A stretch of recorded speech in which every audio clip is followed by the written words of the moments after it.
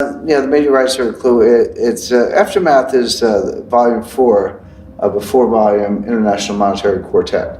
So the first book was Currency Wars, came out in 2011. Then The Death of Money came out in 2014. Then The Road to Ruin came out in 2016. You can see I have these nice cheery titles. And then Aftermath comes out in 2019. The Aftermath title has kind of a double entendre. Yes, it's the aftermath of the 2008 global financial crisis. We're still living through it. The issues are not resolved. We'll have more crises sooner than later because it was sort of handed off to the central banks, but the central banks have not been able to get their balance sheets back to normal. They've not been able to get interest rates back to normal. So they're completely unprepared for the next crisis. And then looking forward to the next crisis, what will the aftermath of that crisis be? And my suggestion is, with a lot of evidence, I think, to support it, is that will be a different world. And a lot of people, when you're in my position, you're an author, speaker, you're, out giving, doing consultations or presentations or whatever. People want to put words in your mouth. They say, well, Jim Rickards says this or Jim Rickards says that, most of which I never said. People say, well, he predicts the end of the world, sell everything and buy gold. I've never said that. I don't think it's the end of the world. You should have some gold, but not too much. But that doesn't mean we won't have a severe financial crisis that will change not just the economy, but the way people live and the way they interact. And so I'm talking about the aftermath of the last crisis and the aftermath of the next crisis, and kind of explaining why there will be a crisis, why there are cracks in the foundation. And that's really what the book's about. The specific issues, policy issues, facts, developments that will lead to a new crisis. And with this new crisis that you see coming, what do you think are going to be the triggers, or is it all in motion? Like, is there anything that can be done? What do you see there? Well, there's a lot that can be done, but nothing that anyone wants to do. In fact, you could have gone back even further and avoided the 2008 crisis. This is the next one will be really the third in a sequence. The first one is 1998. That was started in 1997 with the Asian financial crisis. Sort of calmed down in the winter, spread around the world. Blew up with Russia in the summer of 1998, and then came home to roost at Long-Term Capital Management. That was the hedge fund in the United States that it nearly failed, but if it had failed completely, it would have taken Wall Street down with it. Lehman Brothers would have failed in 1998. Forget 2008, would have happened 10 years sooner. But instead, the major investment banks, the 14 largest investment banks, got together. They pulled $4 billion of cash, put it into long-term capital, in effect propped up the balance sheet.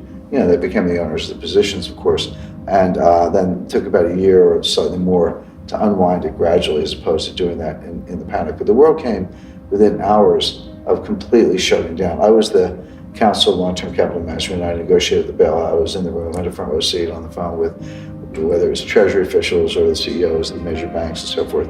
And we did get it done and brought it in for a soft landing in that sense. But it was a close run thing, as they say. And if it had not got done, the Tokyo Stock Exchange wouldn't have opened that day. And one by one, exchanges around the world sequentially would have shut down, at least for a while, and it would have been a lot worse than what happened in 2008. Well, obviously in a situation like that, there are lessons that could be learned. One is don't use excessive leverage. When I say don't, I'm not just talking about long-term capital. Long-term capital was an example of what I'm talking about, but it can apply to the system as a whole. Don't use too much leverage, don't use derivatives, too much opacity, not enough information, bad risk management models, value at risk. A lot of the hypotheses behind modern financial theory are demonstrably false. It's not just an opinion. You can show it empirically that they're false. And you should have learned all those things.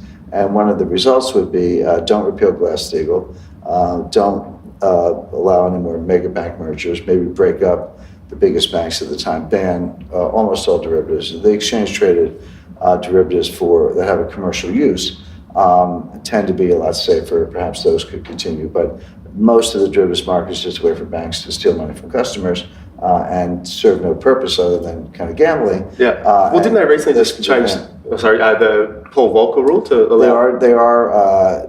It's kind of right. Getting ahead. In 2008, this happened again. They did pass some legislation, but even that's being watered down. So Wall Street, through its ownership of Washington, seems to be completely incapable of dealing with the causes of this crisis. So in 1998, in effect, Wall Street got together and bailed out a hedge fund. Come forward 10 years, in the following years, what happened? They repealed Glass-Steagall, which was our legislation separating commercial banking from investment banking. For about 65 years, it had been the case that you could take deposits and make loans, or you could underwrite and sell securities, but you couldn't do both. Well, once they repealed it, you were allowed to do both. This turned our biggest banks into hedge funds, in effect. They also repealed some legislation that allowed derivatives on just about everything. Prior to that, you could only have derivatives on certain instruments.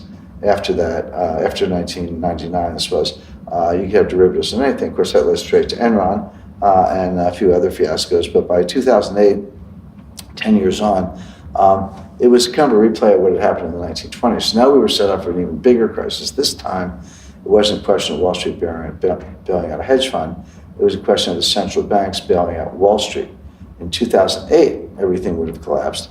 Bear Stearns did collapse. Lehman Brothers did collapse. Our two biggest mortgage agencies, Fannie Mae and Freddie Mac, collapsed. And Morgan Stanley was days away in mid-September. Then Goldman, Citi, all the rest would have fallen too.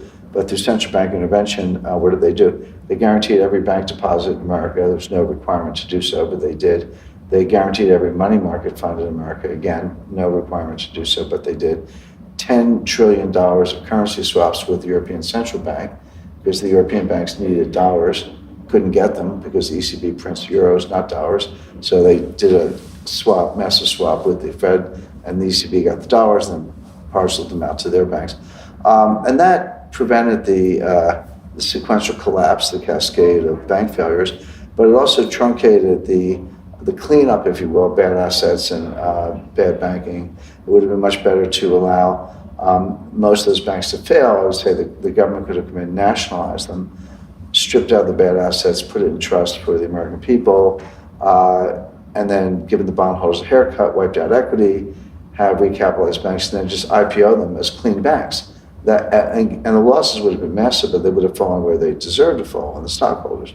But that wasn't done. Instead, we ripped off American savers for about $4 trillion through zero interest rates to prop up Jamie Dimon's bonus. Here we are 10 years on. So the point is, are there things you can do? Yes. Are they being done? No. Are they going to be done? No. So what does that mean? Well, we're just, probably not a very long period of time away from the next crisis, with one difference, which is now that the debt is at the central bank level. Again, 1998 took it from hedge fund to the banks. 2008 took it from the banks to the central banks. Who's going to bail out the central banks? And that's really the problem. Your only alternatives are turn to the IMF to basically bail out the world, although that's a slow and difficult and kind of fraught process, or shut the banks. And that's what I expect. They'll close exchanges, close banks, close ATMs, freeze accounts. They'll say, we're not taking your money, but we're just going to have a bank holiday, an extended bank holiday, if you will. It's not a fun holiday either, is it? No, it's not. And I say things like that, and people say, oh, that would never happen. I say, well, talk to people in Cyprus, Greece, Argentina. It's happened many times. In 1933, every bank in the United States was closed by executive order of President Roosevelt. He just said the banks were closed. When he gave that order, he didn't say when they would reopen.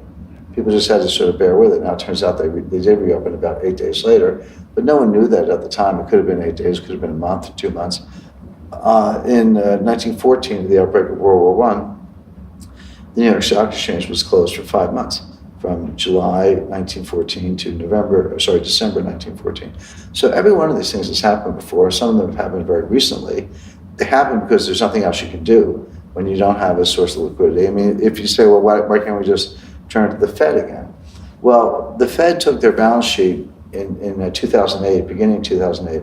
They took their balance sheet from $800 billion to over $4.2 trillion.